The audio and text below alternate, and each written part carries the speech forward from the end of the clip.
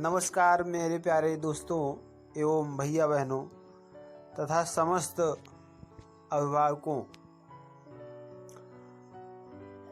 आज मैं आपके सामने कक्षा 9 की इस एसएसटी की क्लास में फिर से एक बार उपस्थित हुआ हूँ, जिसमें मैं आपका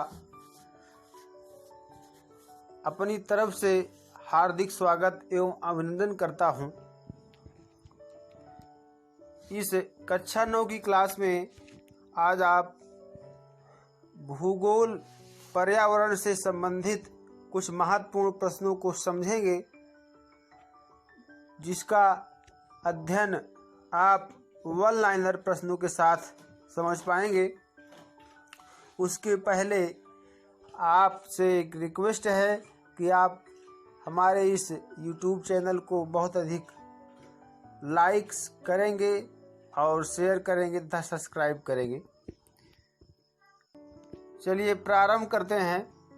भारत के बारे में आपको यह अवगत कराया जाएगा कि यह पहला लेसन जो है मुख्य रूप से भारत की स्थिति के बारे में दर्शाया गया है, जिसमें आप कुछ महत्वपूर्ण प्रश्न जो कि वन लाइनर टाइप के हैं उसका अध्ययन करेंगे। चलिए प्रारंभ करते हैं कुछ महत्वपूर्ण प्रश्नों के साथ। मैं राहुल गर्ग शुक्ला आपको लिए चलता हूं। पहला प्रश्न है जो कि 1 या 2 अंक के आते हैं। कौन सा अक्षांश वृत्त भारत को 2 बराबर भागों में विभक्त करता है?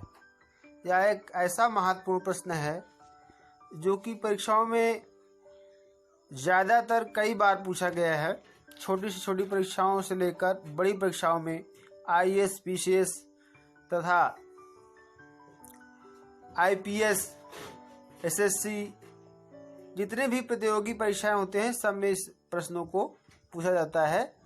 और यह एनसीईआरटी पैटर्न पर आधारित जो 6 से लेकर 12 तक की पुस्तक है, जिसमें विस्तारित वर्णन किया गया है, उसी का एक यह संग्रह करके प्रश्नों को बनाया गया है, जिसमें आप समझ पाएंगे कि किस तरीके से इसका अध्ययन करना है और कैसे प्रश्नों को लिखना है। चलिए आगे बढ़ते हैं। तो कौन सा अक्षांश वृत्त भारत को 2 बराबर भागों में विभक्त करता है? तो उत्तर है उत्तरी अक्षांश। 237 डिग्री सेल्सियस पर यह कर्क रेखा के रूप में विभक्त करता है। दूसरा प्रश्न है भारत का सबसे पूर्वी देशांतर कौन सा है? तो उत्तर है 97 अंश 25 मिनट पूर्वी देशांतर। पूर्व से आप देखेंगे तो यह पूर्वी देशांतर माना जाएगा, जो इतने अंश पर कटता हुआ दिखाई देगा। जब आप ग्लोबल मैप में अध्ययन करेंगे तो उसमें भारत की स्थिति को यह दर्शाता हुआ दिखाई देगा, जिसमें से अक्षांश तथा देशांतर रेखाओं का इसमें वर्णन देखने को मिलेगा। अगला प्रश्न है भारत और श्रीलंका को अलग करने वाली जल संधि का क्या नाम है? तो उत्तर है पाक जल संधि। यह एक ऐसा जल संधि है जो श्रीलंका तथा भारत के जल को बीच से विभाजित करता है, जिसमें भारत तथा श्रीलंका के जल को विस्थापित करने का एक नामकरण रखा गया और उसे कहा गया पाक जल संधि। इसके द्वारा भारत की जल सीमा तथा श्रीलंका की जल सीमा का पता चलता है। अगला प्रश्न आप समझेंगे, जो चौथा प्रश्न है। आप यदि कावारत्ती जाना चाहते हैं तो किस केंद्र शासित प्रदेश में जाएंगे? भारत के वर्तमान में केंद्र शासित प्रदेशों की संख्या जो देखने को मिलती है वह मुख्य रूप से 9 मानी गई है और 29 केंद्र शासित राज्य थे केवल, जिसमें से अब वर्तमान में केवल 28 रह गए हैं, जो लेह तथा लद्दाख की राजधानी लेह मानी गई, जो जम्मू कश्मीर से पृथक करके जब 370 अनुच्छेद को विभक्त किया गया, जो 35A के अनुसार है, उसी के कारण यह राज्यों की संख्या जो मानी गई, केंद्र शासित राज्यों की संख्या में वृद्धि हो गई और राज्यों की संख्या में कमी देखने को मिली। तो इसमें उत्तर मिलेगा, यदि आप कावरत्ती जाना चाहते हैं तो किस केंद्र शासित प्रदेश से जाएंगे? लक्षद्वीप, क्योंकि लक्षद्वीप की ही राजधानी जो मानी जाती है वह कावरत्ती है। अगला प्रश्न है, भारत का अक्षांशीय विस्तार क्या है?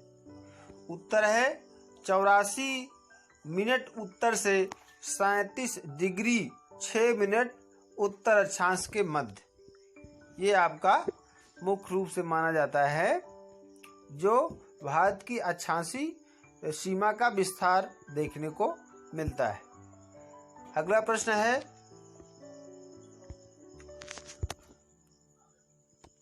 भारत के स्थल भाग का कुल क्षेत्रफल कितना है? यह प्रश्न बार बार पूछा जाता है, तो इसका उत्तर है 32,87,263 वर्ग किलोमीटर। क्योंकि यह इस तरीके से आप समझे कि इसमें दिया गया है 32.8 लाख वर्ग किलोमीटर। तो भारत क्षेत्रफल के दृष्टिकोण से 7वें स्थान पर है। और सबसे पहले स्थान की बात करें तो रूस का है, जो 51 लाख वर्ग किलोमीटर से भी अधिक देखने को मिलता है। इस तरीके से आप दो प्रश्नों को समझ पाए होंगे। अगला प्रश्न है, भारत की मानक यामोत्तर देशांतर रेखा कौन सी है? तो उत्तर है 82 से 1/2 अंश पूर्वी देशांतर। यही मानक यामोत्तर देशांतर रेखा मानी गई है। 9वां है, विश्व के भौगोलिक क्षेत्रफल का कुल कितने प्रतिशत भारत के पास है? तो उत्तर आप समझ पाएंगे 2.4%। ये कुल आपका भौगोलिक क्षेत्रफल के अनुसार देखने को मिलता है। 10वां प्रश्न है, भारत की स्थल सीमा रेखा कितनी है? यानी भारत की कुल स्थल सीमा की अगर बात करेंगे चारों तरफ से, तो 15,200 किलोमीटर मानी जाती है। 11वां प्रश्न है, अरब सागर में स्थित द्वीप समूहों को किस नाम से जाना जाता है? तो अरब सागर में एक द्वीप समूह देखने को मिलता है भारत का, जिसको हम लक्षद्वीप के नाम से जानते हैं। लक्षद्वीप समूह इसे माना गया। अगला प्रश्न है, बंगाल की खाड़ी में कौन से द्वीप समूह स्थित है? तो इसका उत्तर है अंडमान और निकोबार द्वीप समूह। यह बंगाल की खाड़ी में माना जाता है, जिसकी राजधानी पोर्ट ब्लेयर है। ये यहाँ पर भारत का एक हवाई अड्डा भी बनाया गया है, जिसको पोर्ट ब्लेयर हवाई अड्डा के नाम से भी जाना जाता है। और यहाँ पर एक द्वीप भी है, आपको जानकारी के लिए बता दें, जिसको बैरन द्वीप भी कहा जाता है, जो भारत का सबसे सक्रिय ज्वालामुखी माना जाता है। इस द्वीप पर एक बैरन ज्वालामुखी है, जो कि मुख्य रूप से माना जाता है इस अंडमान और निकोबार द्वीप समूह पर, जिसको सक्रिय ज्वालामुखी के नाम से जानते हैं। आगे बढ़ते हैं, भारत की यामोत्तर देशांतर रेखा किस स्थान से होकर गुजरती है? उत्तर है उत्तर प्रदेश में मिर्जापुर से। उत्तर प्रदेश से मिर्जापुर से मानी जाती है। प्रश्न संख्या 14 आप समझेंगे, बांग्लादेश की सीमा से जुड़े किन्हीं दो राज्यों के नाम बताइए। ये बहुत ही महत्वपूर्ण प्रश्न है कि जो बांग्लादेश है उससे कौन कौन, अगर एक हम बात करें तो ये बहुत ही इम्पोर्टेंट प्रश्न भी है, क्योंकि अक्सर पूछा जाता है कि भारत का ऐसा कौन सा राज्य न करके ऐसा कौन सा पड़ोसी देश है जो भारत के साथ सबसे अधिक राज्यों से सीमा साझा करता है, तो उसका नाम आएगा बांग्लादेश। परंतु इसमें कुछ उल्टा करके दिया गया है कि बांग्लादेश की सीमा से जुड़े हुए किन्हीं 2 राज्यों के नाम बताइए, जबकि 5 राज्यों के साथ सीमा साझा करता है। उसमें से 2 आप चुन सकते हैं, जिसमें से पहला है पश्चिम बंगाल, दूसरा सिक्किम, तीसरा असम, चौथा मेघालय और 5वां त्रिपुरा माना जाता है। ये 5 ऐसे राज्य हैं जो बांग्लादेश के साथ सीमा साझा करते हैं। अब अगर उसमें हम बात करें पड़ोसी देशों की बात करें तो उसमें एक प्रश्न यहाँ पर और भी आता है कि जो हमारा हिमालय पर्वत श्रृंखला है वह किस पड़ोसी देश को नहीं छूकर गुजरता है, तो वह बांग्लादेश है। तो बांग्लादेश से कई प्रश्न आपके बन जाते हैं। अगला प्रश्न है सुएज नहर किन 2 सागरों को जोड़ता है? सुएज नहर अगर आप समझिए तो 19वीं शताब्दी में इसका जन्म हुआ, जो कि 7,000 किलोमीटर 7,000 मीटर करके, किलोमीटर ना करके मीटर करके हम बात करेंगे, क्योंकि यह मीटर में तो है ये है, किलोमीटर में भी इसका जन्म हुआ है। सुएज नहर यह भारत को और आगे चल के जो यूरोप है उसके साथ सीमा साझा करती है, जिससे हमारे देश से और यूरोप से यात्रा करने में सुगमता होती है। तो इससे पता चलता है कि इतनी दूरी कम हो जाती है, 7,000 दूरी कम हो जाती है। हम बात करें तो यहाँ पर किलोमीटर में न करके मीटर में कि इतनी दूरी कम हो जाती है यात्रा करने में।